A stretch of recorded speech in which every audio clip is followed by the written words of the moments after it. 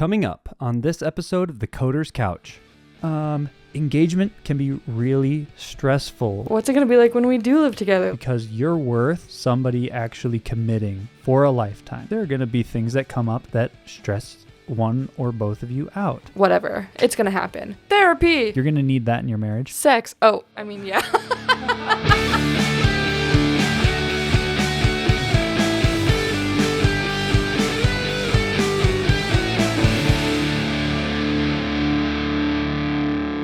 All right. What are your thoughts on living together before marriage? How did you approach that decision? Yeah, so us personally, we did not live together before we got married. It's biblical, and that was our main source of truth, the Bible, and so we wanted to follow that and stick closely to that in our season of engagement. I think living together opens so many more doors. I know so many people who, well, one, you have the door of temptation, right? You're already living together. You're probably moving into the phase of like, oh, well, we live together, so it already kind of feels like we're married, so we might as well do married people things, right? So there's that. And on top of that, I know so many people who they move in together and then it takes 7, 10, 15 years before they like actually get married. And so I didn't want that to be us. I wanted to be married. I wanted to have the title of a wifey, and I wanted to do it according to biblical rules and what Christ has set for us. And so I would recommend it. I mean, not living together. I think there's also a little bit of anticipation that builds up too, of like you spend however long you're engaged planning and getting to think about like, oh my gosh, what's it going to be like when we do live together? Like, what is our house going to look like? And what about this? And what about this decor thing? And I guess for me, it was fun to dream about, like, what are we going to get to make together once we're married and navigate that new season together rather than getting engaged, moving in right away, and then going from there. I don't know. Does that make sense? Mm-hmm. I think so. Yeah. Yeah. I echo a lot of that. Of course, we felt it would be wrong to live together before we were married, and so we didn't. I think not living together before you're married is what is best for you, because you're worth somebody actually committing for a lifetime and saying, I do, and saying, in sickness and in health, for richer and poorer, I'm going to choose you in front of God and these witnesses. You're worth that. Mm-hmm. And so I don't think your significant other should have access to that part of you until they make that kind of commitment, because you're worth being pursued and you're worth being treasured. And so your significant other doesn't get access to your body or to living with you or to sharing finances or whatever your arrangement of living together looks like. That requires a higher level of commitment, and they've got to demonstrate that by being willing to, whatever parts of the marriage process you really value, put a ring on your finger and declare, I think more importantly, declare their commitment to you in front of all of your friends and family and other loved ones. You're worth that. They should value you that highly, and you should value you that highly, so that you're doing things with dignity and honor, both for you and for your spouse. Yeah. And then likewise, view your future spouse, your fiance, with that much dignity and honor as well. Like, you're worth that and they're worth that. So give each other that honor and that respect. Part of me also on this topic thinks about just like, this is a little bit more shallow, but like just statistically, if you live together before you're married, you have a much higher likelihood of breaking up and getting divorced. Yeah. And so don't do that either. Right. Don't become a statistic.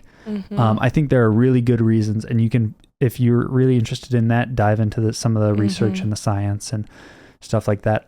I think your value is just worth it alone without looking at any of the statistics. But the research is pretty clear that if you're living together before you're married, you're much more likely to separate. And that's just not fun. And that's like, is that worth the price of playing house, of having sex and being with each other and trying to share these responsibilities that you're not, like, you haven't committed to yet? Yeah.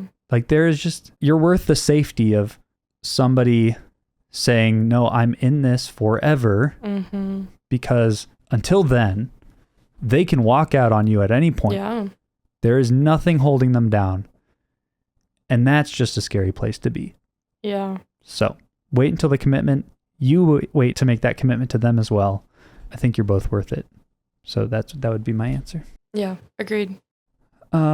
Engagement can be really stressful. What helped you manage that stress during your own engagement period? Therapy. We're big advocates of therapy, and not because I'm a counseling student. I'm a counseling student because I love therapy. That's the correct order. Therapy is really good. We actually were in counseling as an engaged couple with my therapist. So I was seeing a therapist individually, and then we started seeing him as a couple, which was really good. Yeah. That was good. I think it was really insightful for like getting into some of the family of origin stuff, because that's what therapists are really good at. Right. And you touch on some of that. We definitely did in premarital counseling with a mentor couple that we walked through that with. But a counselor is so much like, they're trained for that. So that was really good, really insightful for us, getting to know each other about like home dynamics, what we can expect about like how to argue with each other, and what things we're carrying in from our family that is going to impact our marriage. Yeah. So therapy was really good. My typical stress management techniques of like journaling and listening to music were really helpful. I think communication is so underrated. A lot of the engagement being stressful, you can probably take some of the stress out of it by just staying in communication with each other and having a clear expectation of timelines, and probably having all of that written down of like, okay, well, we need to get like save the dates sent out by this time, and then invites sent out by this time. And then we've got to set up with the caterer and the venue and like the wedding planner and the photographer, like have all that written out. Probably, I think having a very clear plan also removes some of the stress. Yeah. And if you're not the type of person to write down dates and make plans, hire someone who is good at that. Because if setting dates and having to be the main point of contact for everything stresses you out, then it's probably worth the money to ease your stress and hire someone who will do all the communicating for you. Mm-hmm. And all you have to do is share your vision and say yes or no if questions come up. Mm-hmm. I am a planner. I do like writing down dates. I do like having deadlines. And so I did most of it myself until probably a month before our wedding. I hired a day of coordinator, and it helped in a lot of ways. The month before the wedding, I felt like is when I was the most stressed, because there were just, small things kept coming up here and there, and whatever, it's going to happen. But it was so much easier for me to hire someone and say, okay, I have all this stuff coming in. Can you take care of it? Or can you make sure that the caterer and my photographer and the venue are all on the same page, because I have no capacity left to think about any of that. And if somebody asks me one more question, I'm going to cry. And so definitely I'm an advocate. I would promote getting either a wedding planner or just a day of coordinator, someone who can be there for your entire day to make sure things go the way you want them to, if it's stressful for you to be the one organizing things. The other thing that helped me stay less stressed was trying to remember to stay present and in the moment. Jason and I had to be very intentional about when we were having date nights and when we were seeing each other. I wanted to be very mindful of having date nights that meant wedding planning, and also having date nights that meant just having a date night, just having fun, just going out to eat, just eating in, just playing games, going to get coffee. Whatever it might be, I think you still need those intentional moments with your future spouse to just breathe and realize like your whole world does not need to revolve around wedding planning. Like it should be still getting to know your partner and spending that time with your partner and having fun and laughing and doing things that you were doing before you got engaged. And I think that really helped me stay cool, calm, and collected. Yeah, if anything, this is going to be a great opportunity to see how your fiance handles stress in the marriage, because there are going to be things that come up that stress one or both of you out. And so being able to have those touch points of like the date nights that are just a date night, and then being able to say, how are you doing? This dives into the wedding planning a little bit, but just how are you doing with the wedding planning? Are you okay? Are there things we need to talk about, not like logistically, just like with your soul and with your spirit, and like, how are we, and are we navigating this well? And are we fighting too much and we need to like get back to loving each other well? That's going to be a really great opportunity to start doing that. Like, you're going to need that in your marriage. Yeah.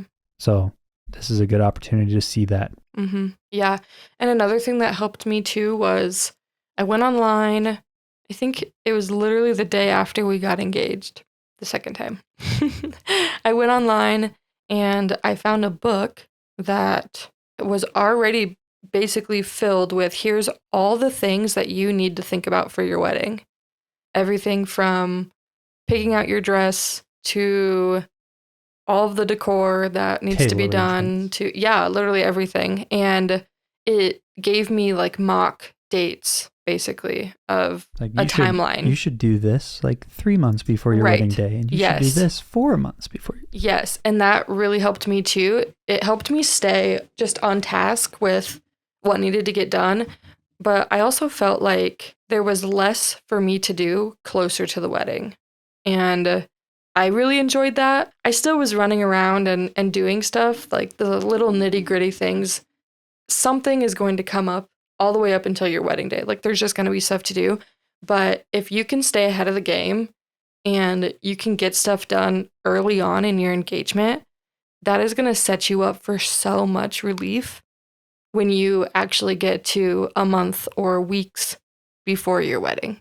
It is worth working hard early on so that you can enjoy a little bit of downtime. Like, it's probably only going to get more stressful as you get closer to the wedding day, and like nerves are going to come up and tension's going to be high. And so having less to do because you did more of it early on is a blessing. You'll thank yourself. Yep. All right. In your opinion, what are the most important topics or issues to discuss before marriage beyond the typical things? I like that addition. Beyond the typical things. Important topics. So you've probably heard be on the same page about like kids. And are you going to homeschool your kids or send them to public school or private school or whatever? And what church are you going to go to? And what some of like who's going to handle what chores and what are your roles going to be within the household? Like, you got to align on those things. I can't overstate those things. Those are really important, but I think those will probably fall in your idea of quote unquote the typical things. Yeah.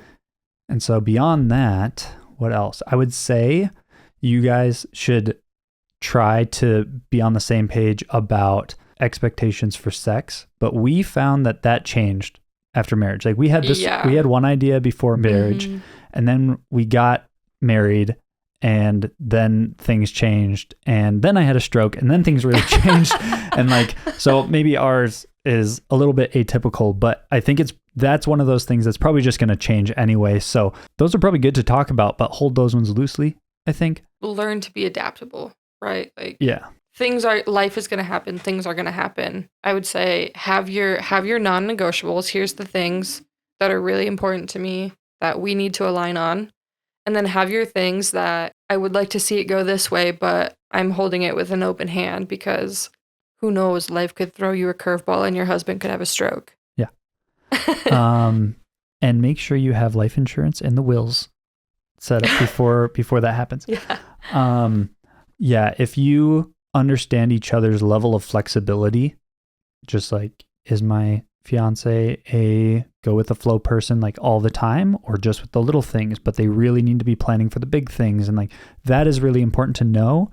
And then if you have a good pattern of communication, like you're just good at communicating with one another, those two things are probably going to be your key to success. I want to give some actual topics. What are the most important topics or issues to discuss before marriage? Okay, another one I want to add is understanding, not in like the minute detail, but understanding kind of your plan for the weeks. And what I mean by that is, do you plan to go to work and then come home and then spend time by yourself, or spend time with each other? that is something you get to figure out in the season of your life. Like that's changed for us, especially working full time. And now I'm a student and I have homework all the time and like, but you're still working. And so like that changes. But I think one of the fears I had going into marriage was, am I even going to have my own life anymore? Like, am I even going to be able to play video games with my friends sometimes? Like not all the time, just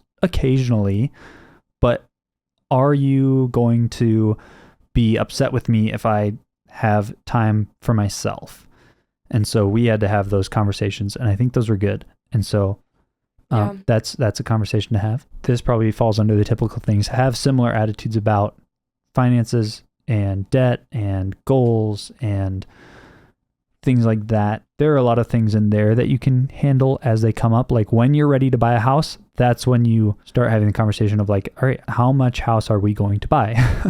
And what are we going to look at? Are we going to try to put like 0% down and get, take one of those first time home buyer loans? Or are we going to try to save up more money and get a lower mortgage and stuff like that can be figured out later. But I think a general philosophy about finances should be similar as you go into that. This might be a hot take. I am not opposed to, if you haven't already, in engagement, I think this is a fair time to be like looking at each other's bank statements and like, what are your financial habits and what are my financial habits? Yeah. Like that does feel like a good topic to cover because you don't want to be jumping into the marriage and then one of you is just indiscriminately spending everything and then the other was expecting that we would be saving or something like that. And so this feels like an appropriate time to have that kind of conversation as well. Yeah. Oh, definitely get on the same page of like, are you going to have a joint bank account or separate bank accounts or a joint for most things and then separate for other things and like all that stuff. Like there are just a million ways to cut that pie. And so get on the same page about that one too. Yep. Yeah, I think outside of the typical things for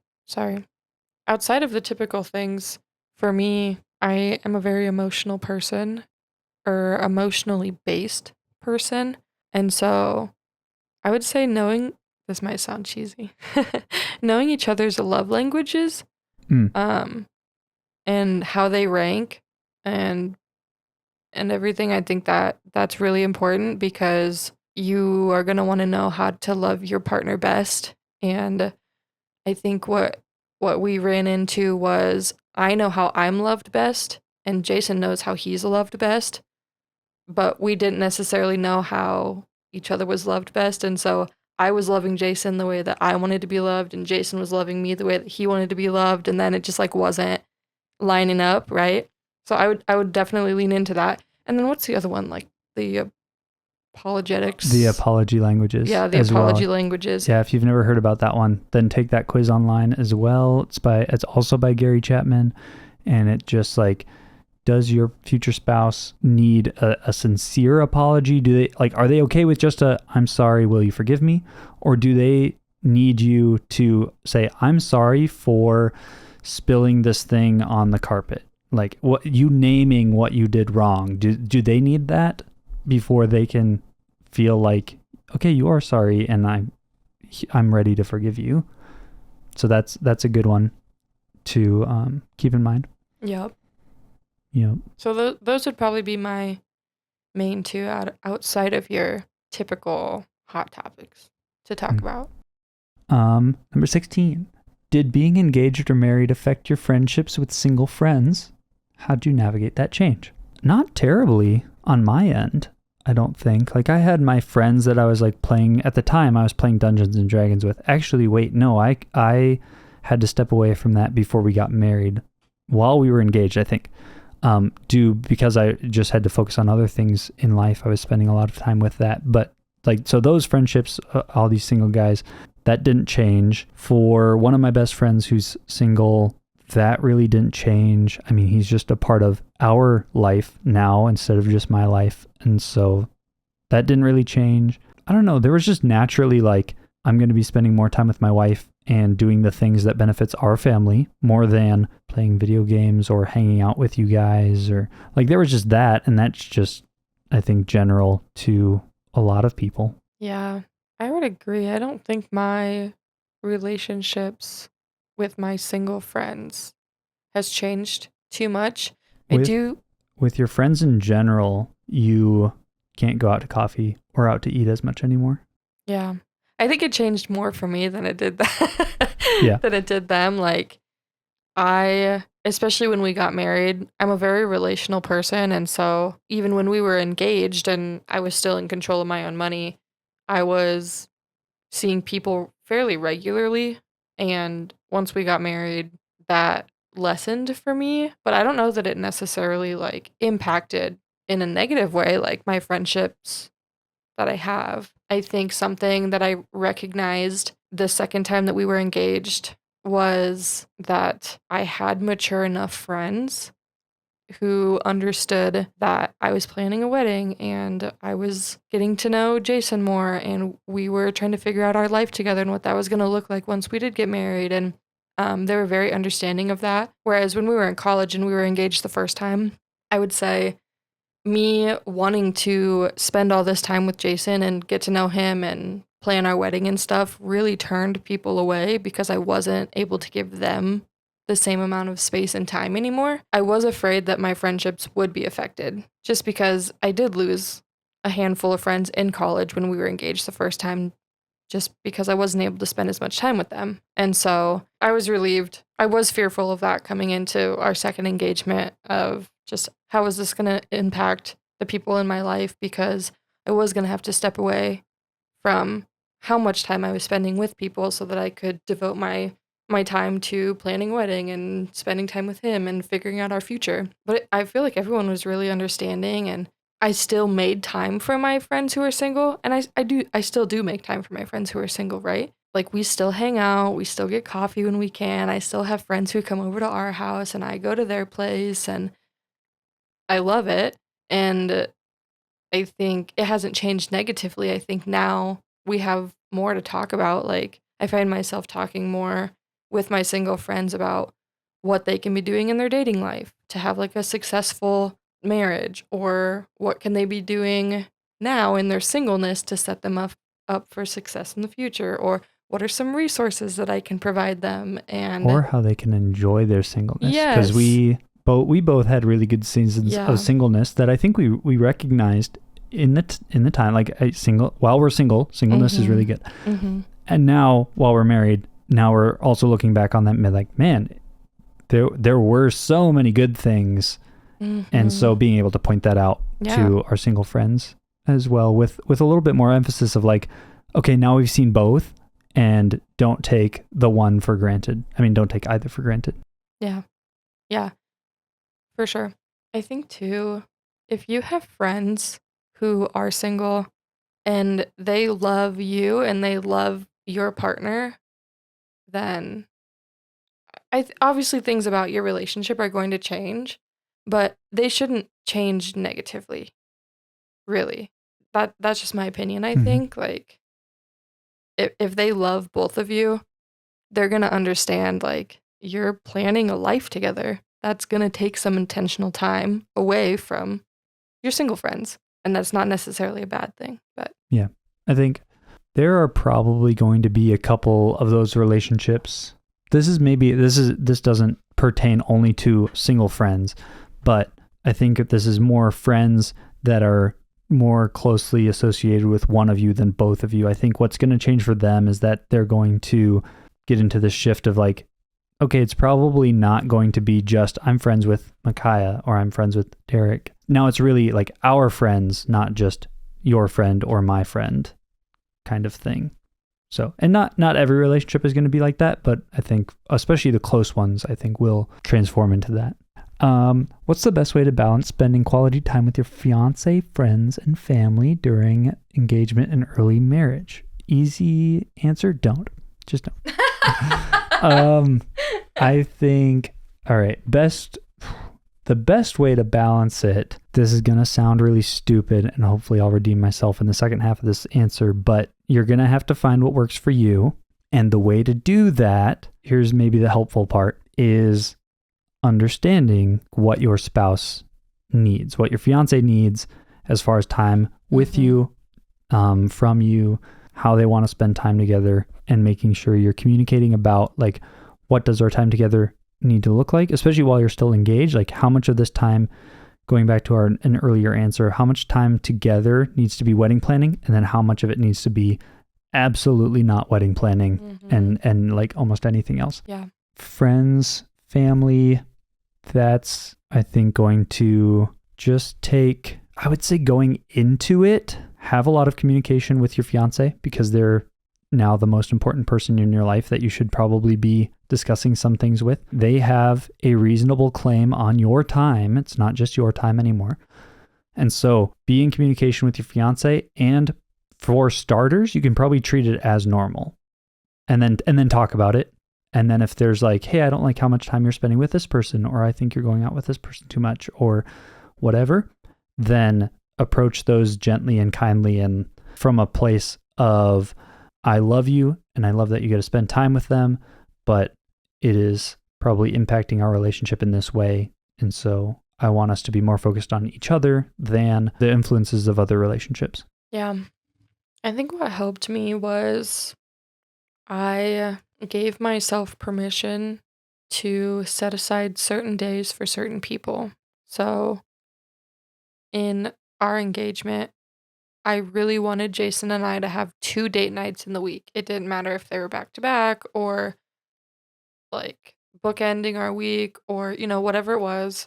I wanted us to have 2 date nights because that would give me enough time to connect with him, catch up on our weeks, maybe do some wedding planning, and just like still be involved.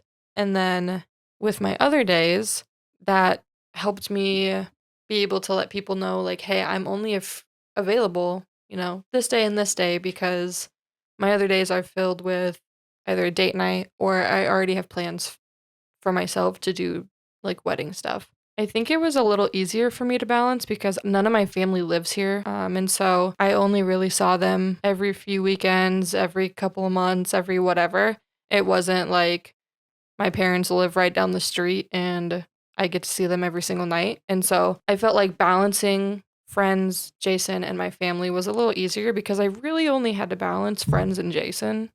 And then whenever my family was able to come visit or we were able to go visit my family, like that was just what it is because it wasn't very often. Yeah, just setting those intentional days was helpful for me. I think what ended up happening was like Jason and I had date nights on Tuesdays and Thursdays, and then Wednesdays would be my go hard wedding planning nights, and then Saturdays were available for hanging out with friends, whether that was we were hanging out with mutual friends together or I was getting coffee with my own friends or whatever it was. But Saturdays were kind of those special like connection days for me, and then the rest of the week just kind of balanced itself out from there because I had set days that I was seeing people. Mm-hmm. Just be in communication with people, honestly. All right. Looking back, what has been the most surprising aspect of marriage for you?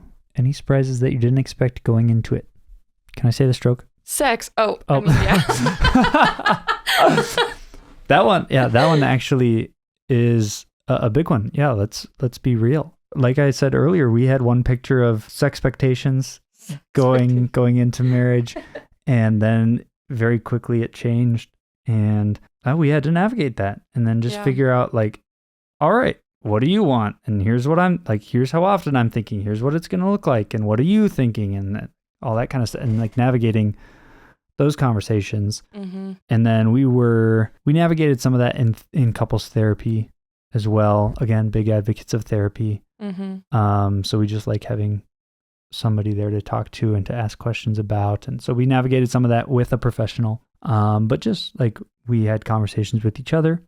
Is there anything more you want to say on that one specifically? I think it was such a big topic and such a huge like, whoa, that's surprising. I think this does go back to like who you're getting your insight from and who you're asking questions to, and XYZ. But I think there was this expectation like, oh, well, you're husband and wife, and so you're obviously going to be attracted to each other. That means you're going to have sex every single night. All the time. Like, no matter what, you're going to be all over each other. And like saying that out loud, it sounds silly, right? Like, Well, but like that was one of my expectations before marriage. right. I was like, yeah, sure. Yeah. Like, why not? Why wouldn't we want to do that every single night? Like, Yeah. that's real. It's an expectation that I feel like is very common. And then just getting into it and realizing like, oh, some nights we don't because, we're tired or it's been a really long day and I don't really want to talk to you. So I'm just going to go have me time and then I'm going to go to bed. And like, there's just so many different aspects that go into it that you don't even realize until you're actually in it. And then there's so many things that play into like your sex life, being married. And it was a big thing. Nobody talked about it. I think that's Right. why I came in with the expectation, like, we're going to have sex every night because nobody talks about sex. Nobody talks about what can impact you wanting to have sex. And nobody talks about the realistic expectation around like, we could have sex every night, but like, that's tiring. Like, our bodies need a break. Yeah. Like, it's just not something that's widely talked about. And so it just felt like we got married and I was like, huh? Is something wrong with us? Like, are all of our friends like having sex like, do we need to see someone? But it's like, no, you don't. Like, that's reality is it's not going to be every night. And yeah. Well, I mean, shocked. Hey, if that's your reality, good for you. True. That's amazing. Like if you guys land on that equilibrium, yeah, that's amazing. Go for it. I think sex was a very big thing. It's great. Like it's amazing. And so we were really excited for it leading up to marriage. And then I know for me, like after marriage, then you realize, oh, like sex is actually a really small part of marriage. Like it's not the big thing that in that mindset of like, it's a really big thing. And it's like a huge priority. Then that's where that mindset of like, we're going to do it every night. And then you get into marriage and then there are the nights where it's like, no, I'm just not really feeling it. Or like, let's just watch some Netflix and then go to bed or maybe like you pissed me off. I'm really not in the mood for sex. Yeah. And so like those nights happen because you're just spending more time together. And so you get to spend your time together in different ways, whether it's doing something like doing something non-sexual, but still intimate and like playing board games or just talking on the couch or maybe you do your own thing and then you go to bed or like the time together. Yeah. Like I said, the time together leads to potential conflict that gets in the way of sex, or even like, as our therapist has said, even things like being mindful of what you're eating earlier in the day, because if it's going to make you feel gross later on, you're probably not going to want to have sex. And then that's like, you didn't plan for it and you didn't think it was going to impact your night, but it did. And so maybe that's something you have to be a little bit more mindful of in the future. And so, yeah, recognizing that before marriage, sex felt like it had a big place in the marriage. And then afterward, at least for us, it had a relatively small place in the marriage. Yeah, I would say small, but still like very important. Very important. Right.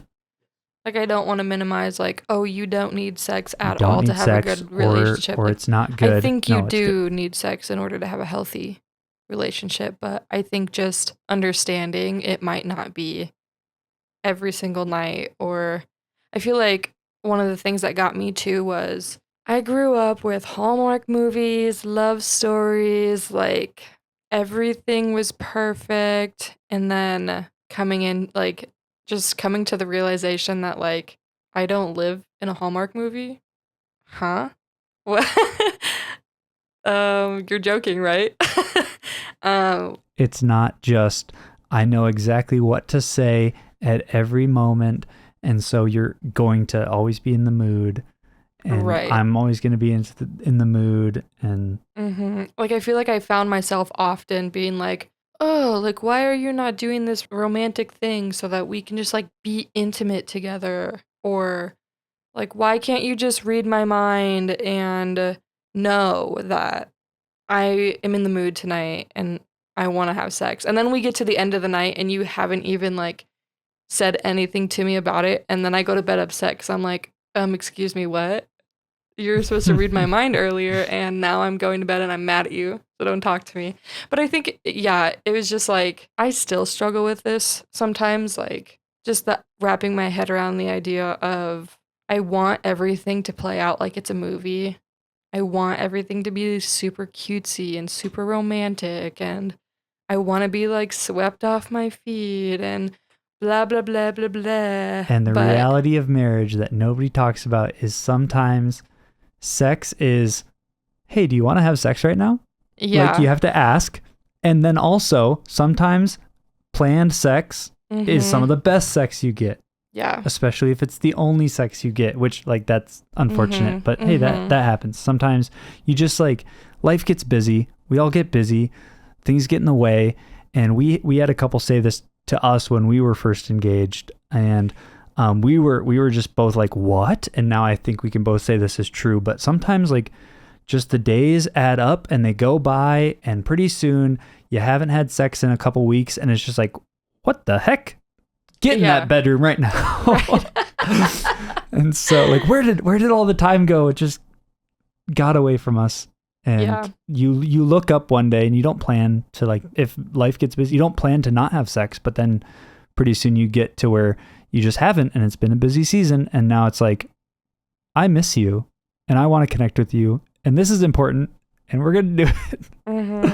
Yeah. So I'd say that was probably the biggest surprise was, just sex and romancing everything. Like, it's just been different and something that you need to navigate. And I would just encourage, like, set realistic expectations. That's where I think talking to people, getting it from books or podcasts, or find sources that are going to line up, with you and your values, and figure out, like, what are they saying about sex. I really wish that was something that I had looked into more or asked people about more, because it doesn't get talked about anywhere. If you're looking for a great resource, I would highly recommend The Good Guy's Guide to Great Sex by Dr. Sheila Gregoire and Dr. Keith Gregoire, so husband and wife, and then the companion book, which was actually written first, The Good Girl's Guide to Great Sex by Dr. Sheila Gregoire.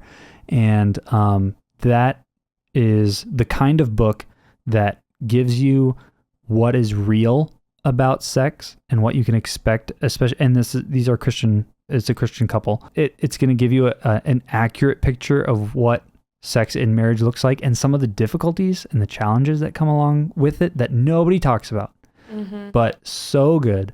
So I'd highly recommend picking up those books. Yeah. But speaking of books, that goes into something I expected in marriage, because I've read so many books on sex, marriage, relationships, communication, things like that. Like, I expected to be a better husband than I feel like I have turned out to be. I know for the first couple of months, six months probably at least, people would ask how marriage is going, and I would say, I thought I'd be a lot better at this, and I feel like I just suck as a husband. And that is because I know when I'm not as gentle as I could be and not as kind as I could be, when I'm not sacrificing the way I would like to, if I'm selfish, and like I know all of that, even if you don't. So you might not be pointing it out, but I'm catching myself at every turn. Just, you should have said that better. You should have done this. You should have just, like, dropped that thing because it wasn't a big deal. Like, you should have dropped that argument because it wasn't a big deal. All this stuff that I'm holding myself to this standard that, like, not even you are. Like, you're not even holding me to that standard, but I am for myself. And so then recognizing, or at least having this voice inside my head telling me, you are really bad at this. And so, so far, my way out of that has been to recognize I do need some wisdom. I need some resources to help me through this.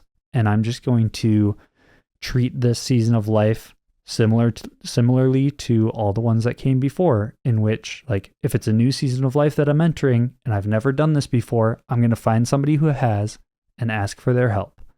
And so finding a mentor, finding a married guy who has walked this road before me, whether it's just some guy like having more of a peer of like it's just a young married couple, like we don't have kids, they don't have kids. Cool, I get that perspective.